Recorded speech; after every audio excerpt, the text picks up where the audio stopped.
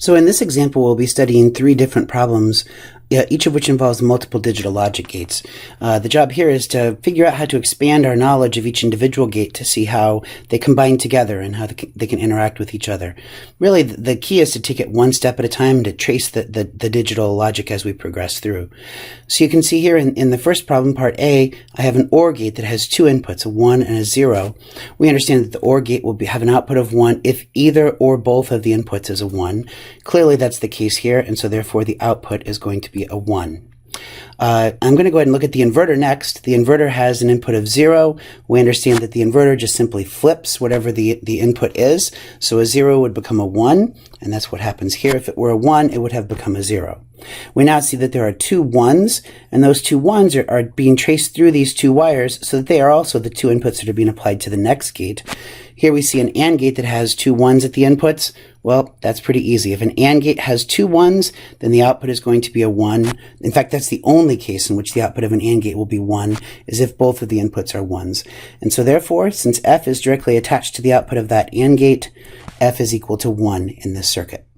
So you can see from that example that the secret is just to trace the 1s and 0s through the circuit, to consider each gate one at a time, and that will allow you to solve pretty much any problem like these. Of course, I'm going to up the ante on the next one here. I have a NOR gate. And a NOR gate, remember, is just like an OR gate followed by an inverter. Well, an OR gate that's faced with 2 zeros as the inputs would deliver a 0 as the output. So I could even write like a little tiny 0 right here to remind myself that before the inverter, it would have been a 0. But of course, now after the inverter, it's going to be a 1. And that 1 will come down here to the input of the next gate as well. Next up, I have an a NAND gate, and this NAND gate is going to have a 0 and a 1 as the inputs. Well, if it were simply an AND gate, then that would yield a 0 here, because you have to have both of the inputs be 1 for the output to be a 1, but we invert it, and so that becomes a 1, and that 1 comes over here to the next level as well. And so now we can see that we have an exclusive OR gate, an XOR gate, that has 2 1s as the inputs. We remember the fundamental characteristic of an XOR gate is that the output will be a 1 only if the 2 inputs are different from each other. That's not the case here, so therefore this XOR gate is going to deliver a 0, and therefore F is equal to 0. And then the third and final example on this page is it's going to involve a couple of 3-input gates. Now remember that with 3-input gates, we can really just expand the behavior of whatever the 2-input gates were.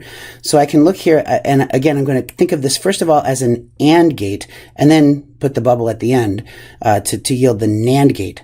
So if I have 1, 1, 0, well, an AND gate will only have an output of 1 if all of its inputs are 1, whether it's 2 inputs, 3 inputs, 10 inputs.